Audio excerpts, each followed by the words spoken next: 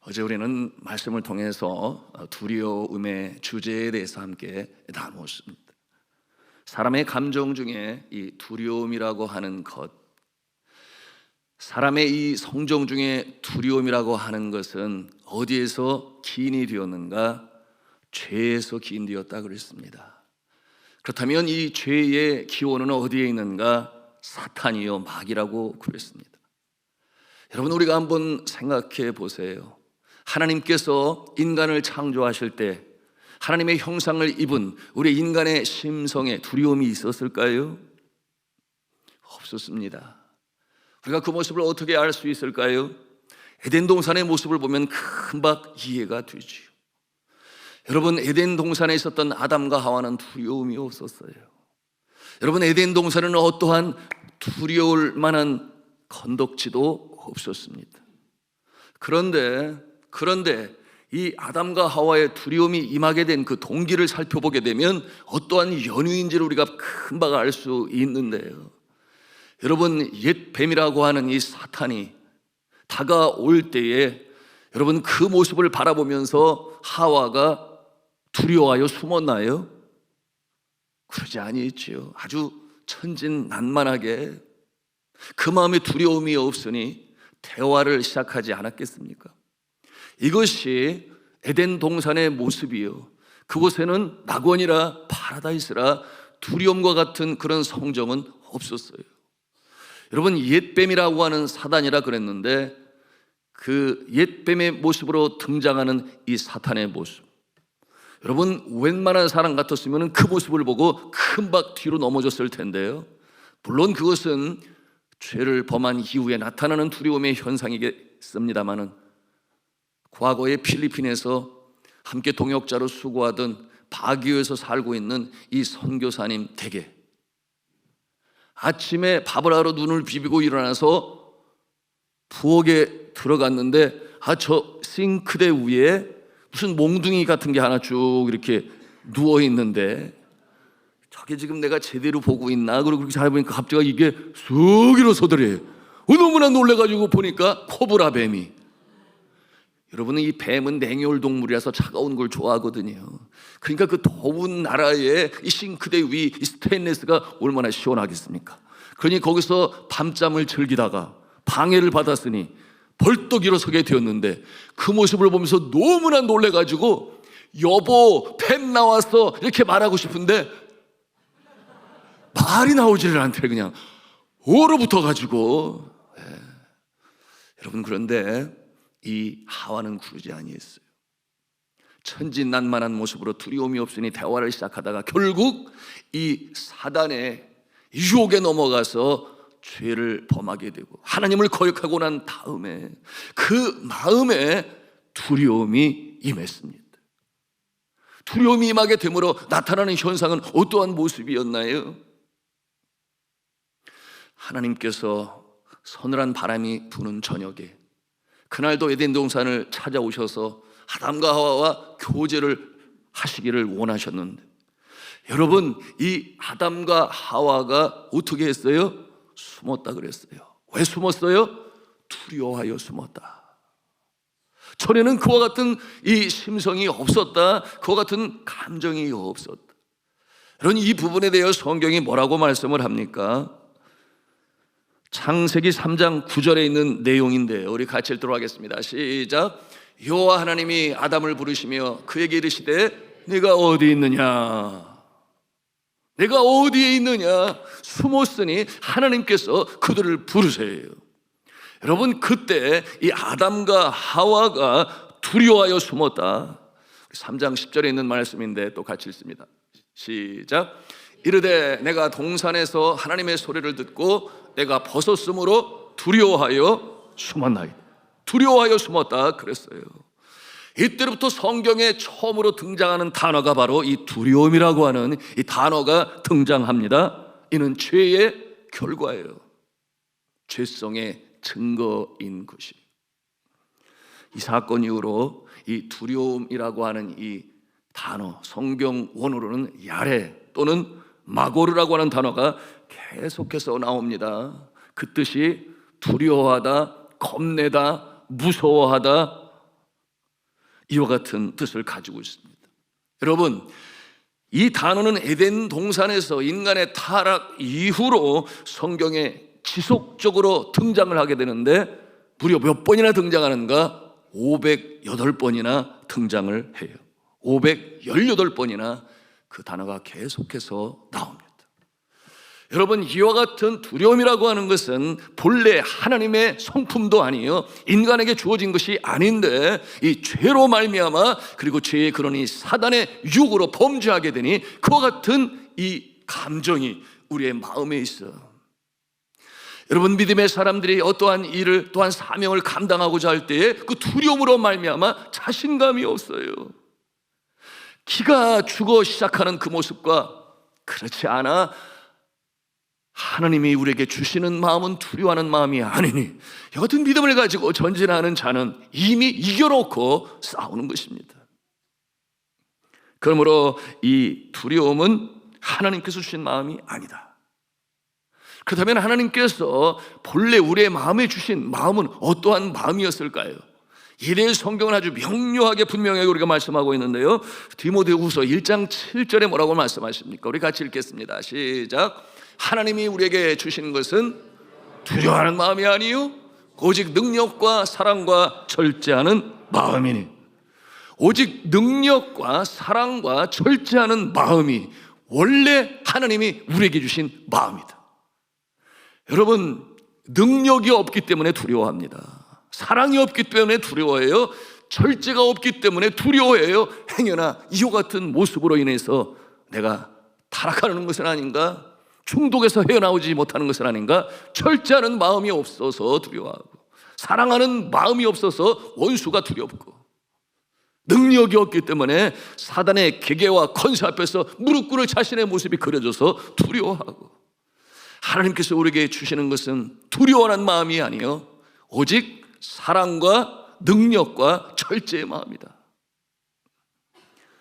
그렇다면 이 능력과 사랑과 절제하는 마음을 우리가 어떻게 가질 수가 있겠습니까? 어제도 말씀으로 나눴어요. 하나님의 자녀가 되면 가능한 것입니다. 구세주로 이 땅에 오신 예수 그리스도를 나의 구원자로 영접을 하고 내 삶의 주인으로 모실 때에 우리의 속사람이 완전히 바뀌는 것이에요.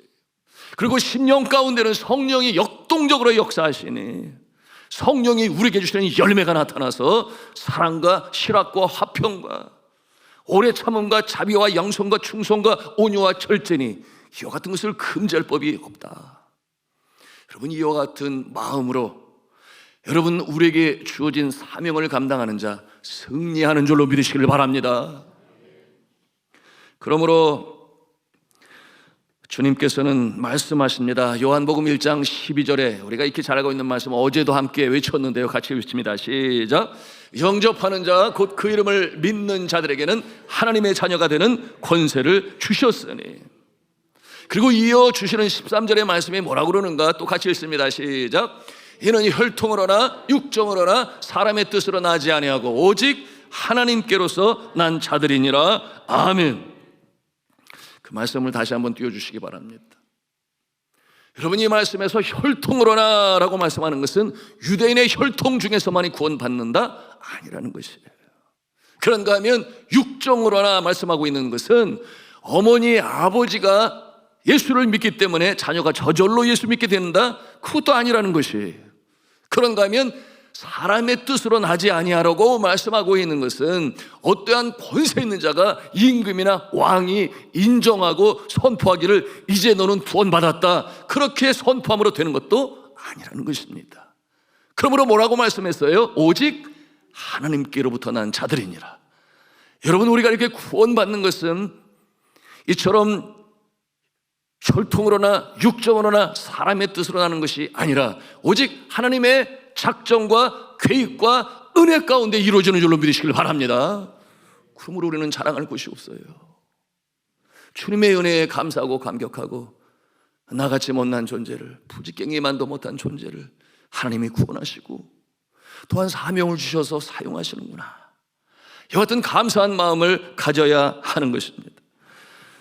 사람들은 두려워하는 마음을 갖습니다. 어제도 나누었어요. 불확실한 미래, 불확실한 건강, 그런가 하면 예기치 못한 사고, 이와 같은 일들로 인하여 우리의 마음에 두려움이 엄습할 수 있으나, 여러분, 이와 같은 이 걱정, 근심, 염려, 실제적인 심리학자를 통해서 조사해 보니까 세상에 그 걱정, 염려, 근심 중에 90%는 이미 일어나지도 않은 일인데 미리 걱정, 근심하여 마음까지 빼앗겨버리는 그런 아주 우스꽝스러운 모습이다 그랬어요. 여러분, 이 두려움 중에 그 어느 누구도 참 나는 두려움 없어라고 말하기 어려운 이 요소가 있다면 그게 뭐겠습니까? 죽음이라고 하는 거죠. 죽음 앞에서 두려워하지 않을 자가 없다. 정말 그런가요? 저는 요양원을 운영하시는 교우로부터 들은 적이 있어요. 그렇게 몇십 년 동안 권사님으로 신앙생활 잘 해오던 분인데, 여러분, 요양원에서는 이제 천국 갈 날을 준비하는 곳 아니겠습니까? 그런데 이 권사님이 죽음을 얼마나 두려워하는지, 나는 죽으면 안 돼, 나는 죽으면 안 돼, 이 죽음에 대한 두려움이 늘 그를 엄습했는데 끝까지 나는 죽지 않겠다고 버티다가 결국 운명하셨는데 그 뒷모습이 너무나 처참하다고 그랬어요. 그런가 하면은 어떠한 집사님은 남자 집사님이셨는데 한 3일 전부터 그 요양보호사에게 고백하기를, 하나님이 나를 부르셔, 하나님이 나를 부르셔, 나는 이제 곧 하늘나라에 갈 거야, 이렇게 고백을 하는데 3일이 지나고 나서 소천하셨는데 이후 그 모습이 얼마나 평안하고 평안스러운지 너무나 감사하다고 그랬습니다. 여러분, 우리가 신앙생활 한다고 하면서도 이 하늘나라를 나의 영혼의 본향으로 믿지 못한다면, 여러분, 이 세상은 우리에게 얼마나 족쇄가 되고 얽매임이 되어서 나그네 인생으로 살아가는 우리의 인생 여정에 우리의 육신이 있기 전에 영혼의 본향인 저 하늘나라에 대한 믿음이 없다고 한다면 그것은 헛신앙이에요. 소위 나이롱 신자의 모습 아니겠어요? 여러분, 저 하늘나라 우리의 본향, 나의 영혼이 가서 주님의 품 안에서 영생 복락을 누릴 수 있는 그곳 믿으시면 아멘 하십시다. 여러분, 물론 당장 준비되지 않았는데 죽음이 온다고 하는 것은 두려운 일이지만 그러한 우리는 점점 천국이 가까이 다가오고 있다. 그리고 하나님이 나에게 주신 생을 오늘도 살아내는 것이지, 그러나 이 일을 통하여 주님께서는 영광을 받으시지, 이와 같은 모습으로 전진해 나가시는 모습이시기를 주님의 이름으로 축복합니다. 우리가 이 죽음을 초월하는 주의 사랑 안에 거하면 두려움은 없는 것입니다. 죽음을 초월하는 사랑, 그것을 갖기를 주님께서는 바라세요. 그러므로 성경은 로마서 8장 38절과 39절에 이에 대하여 분명히 말씀하시는데 우리 같이 읽겠습니다. 시작. 내가 확신하노니 사망이나 생명이나 천사들이나 군세자들이나 현재일이나 장래일이나 능력이나 높음이나 깊음이나 다른 어떤 피조물이라도 우리를 우리 주 그리스도 예수 안에 있는 하나님의 사랑에서 끊을 수 없으리라. 아멘. 여러분, 죽음은 누구에게나 다가옵니다. 그러나 이 죽음을 두려워하지 아니하고 그것은 저 천국 영원한 나라로 들어가는 하나의 문이지, 이와 같은 마음을 가지고 살아가는 자에게 여러분 그 심령 가운데 주의 사랑이 함께 하시는 줄로 믿으시기를 바랍니다. 장래일도 끌어내지 못한다고 그랬어요.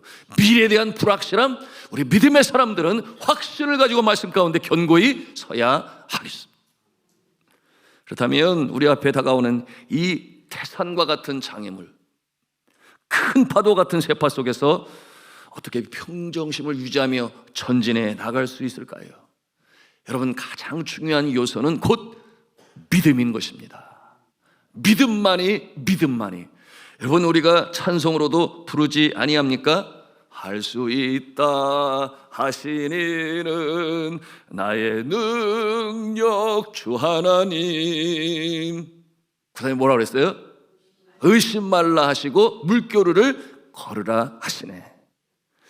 여러분, 이 믿음이 있는 자는 여러분 그 심령 가운데 두려움이 없어요. 믿음이 가장 파운데이션, 기초에 믿음이 있어야 하는 것입니다. 그러므로 이 믿음이 있는 자는 웬만한 두려움 앞에서는 어림도 없어요. 그 같은 상황이 있을 때 오히려 예수의 이름을 외치며 예수의 이름으로 전진해 나갑니다. 왜냐하면 그 어려움, 난관 또는 장애물 뒤에 있을 축복이 기다리고 있음을 확신하기 때문에. 여호수아가 이 믿음이 있기 때문에 바로 행동으로 나가지 않아요. 이 믿음이 있기 때문에 하나님의 능력의 손길을 체험하고 이 믿음 때문에 행동으로 옮길 때에 그 수많은 해변의 모래알보다도 많은 이 적군 앞에서 넉넉히 이겨 그 결과는 대승이었습니다. 자, 오늘 말씀 여호수아서 11장 6절인데요. 우리 같이 읽도록 하겠습니다. 시작. 여호와께서 여호수아에게 이르시되 그들로 말미암아 두려워하지 말라. 내일 이맘때 내가 그들을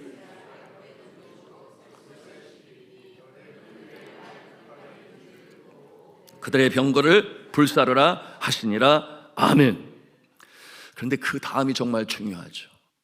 두려워하지 말라. 하나님께서 말씀으로 주셨는데, 하나님께서 도우실 것이다 그러셨는데, 여러분 이 상황 가운데서 믿음이 없다면 행동으로 옮기겠습니까? 그 수많은 해변의 모래알만도보다 더 많은 연합군 앞에서. 그러나 그가 거침없이 주저하지 아니하고 행동으로 옮길 수 있었던 것은 그 10년 가운데 믿음이 있었기 때문에. 어떠한 믿음이에요? 하나님이 나와 함께 하심으로 전쟁은 여호와의 손에 속한 것이니. 이와 같은 믿음 때문에 그가 지체 없이 행동을 하는데요. 우리 다음 절 7절을 통해서 우리가 대할 수 있습니다. 우리 같이 읽습니다. 시작. 이에 여호수아가 모든 군사와 함께 메론 물 가로 가서 갑자기 습격할 때에 가서 습격하였다. 이것은 눈에 보이는 행동으로 나타나는 것인데, 여러분 이 믿음은 행동으로 나타납니다. 여러분 이 믿음은 주저없이 예수의 이름으로 행하는 모습으로 표현되어지는 것입니다. 이와 같은 모습을 통하여 행할 때에 그는 대승을 거두고 하나님이 함께 하심을 체험할 수 있었으니 그뿐만이었겠어요. 그를 따르는 이 새 세대 여호수아를 따르는 자들이 큰 믿음으로 설 수 있게 되었습니다. 오늘 이 자리에 우리 어린 친구들 많이 나와 있어요. 그래서 이 믿음에 대하여 재미있는 비유를 통해서 나누기를 원하는데, 그것은 실제로 있었던 일이에요. 전에도 나누었는데 미국에서 있었던 일입니다. 그 얘기가 뭐냐면 호랑이를 잡은 사냥개의 얘기예요. 우리 친구들 생각하기를 이 말도 안 돼, 지나가던 소가 웃을 얘기다, 어떻게 사냥개가 호랑이를 잡을 수가 있어? 뭐 이렇게 생각할 수 있겠어요. 그런데 그것이 실제적으로 있었던 일이었습니다. 여러분 미국에서 이 사업에 성공한 강동만 집사님이라고 하는 분이, 이분의 취미가 뭐냐면 야생 동물을 사냥하는 거예요. 그리고 미국에서는 야생 동물이 많아서 이 사냥을 허가하는 기관이 또 있습니다. 그러니까 법적으로 문제가 없어요. 그런데 얼마나 사냥을 잘하는지 거의 전문가 수준이었다고 했어요. 그가 어느 날 이 눈밭을 다닐 수 있는 스노카를 타고, 그리고 그 스노카에는 항상 그와 더불어 다니는 사냥개 2마리가 같이 그 위에 타게 되었는데, 이 눈이 많이 내린 날이니 사슴이라도 한 마리 잡아야 되겠다, 이와 같은 마음을 가지고 달리기 시작했습니다. 그리고 잠깐 쉬었다 가려고 이 스노카를 세우게 되었는데, 갑자기 이 2마리의 사냥개가 점프를 하고 들어가더니 빡 달려가는 거예요. 그래서 저 녀석들이 왜 저러나 그랬는데, 쫓고 있으니까 산이 떠나가라 하고 막 컹컹컹 이 짖는 소리를 듣게 되니까 강동만 집사님의 마음의 생각이 무슨 사냥감 하나를 잡았나 보다, 그런 생각이 들었어요. 그래서는 다시 스노카를 몰고 그 사냥개들이 짖고 있는 곳에 큰 나무 밑에 가서 세우게 되었어요. 그리고서는 그 위에 뭐가 있나 이렇게 보니까 세상에 집채만한 호랑이가 딱 내려다보고 있는데, 거의 뭐 기절할 정도로 깜짝 놀라서 살아야 하니까 본능적으로 총을 겨누고 방아쇠를 당겼는데 탕탕 그러면서 이 총알이 이 호랑이에 박혀가지고 그 나무에서 땅바닥에 쿵 하고 떨어지게 되었는데, 그 총알이 바뀐 곳에서는 이 선혈이 뿜어져 나오는 그 모습을 보게 되었어요. 그래서 이 호랑이를 잡아가지고 집에 와서는 동네 사람들을 다 초청해가지고 호랑이 바베큐를 합니다. 그랬더니 뭐 지방 인사로부터 시작해가지고 많은 사람들이 와가지고 그 호랑이 고기 바베큐를 먹게 되었는데, 그런데 그 박제를 해서 이렇게 또한 나가지고 그것만 보아도 막 그 위험을 느낄 수 있는 아주 거대한 호랑이의 모습이었어요. 근데 사람들의 마음에는 고기를 먹는 건 먹는 거지만, 그런데 어떻게 사냥개가 저 호랑이한테 덤볐을까? 이런 생각이 계속해서 마음에 드는 거예요. 여러분, 이와 같은 상황은 심리학자들에 의해서 설명이 되었습니다. 여러분 보세요. 이 강집사의 이 사냥개들은 주인과 함께 사냥을 다니면서 어떠한 야생식물도 짐승도 이 주인의 총에 이 지푸라기처럼 쓰러지는 그 모습을 한두 번 본 것이 아니었어요.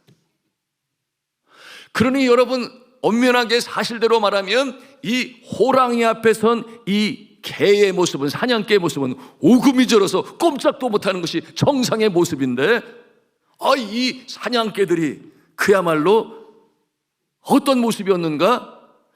우리 주인이 뒤에 있다. 우리 주인이 뒤에 있다.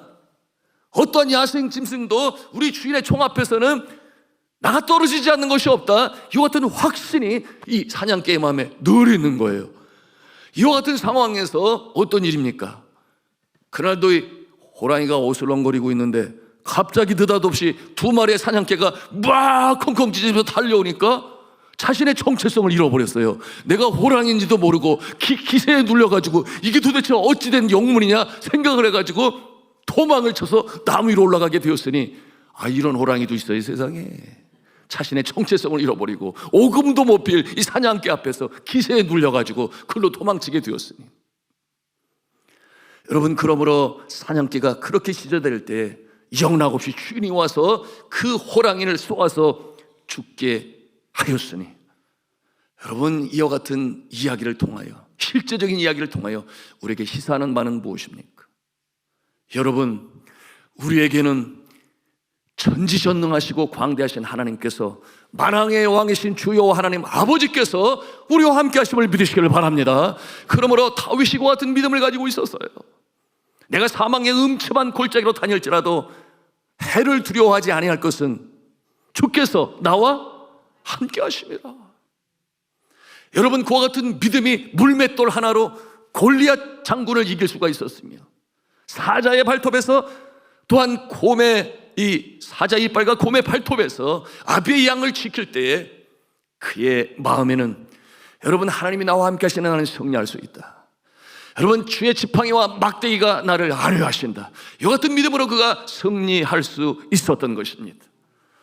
여러분, 우리에게는 전지전능하신 하나님께서 함께 하시고 도우시고, 어떠한 장애물이 닥쳐오고 집채만한 파도의 어려움이 난관이 임할지라도 하나님이 나와 함께 하시지.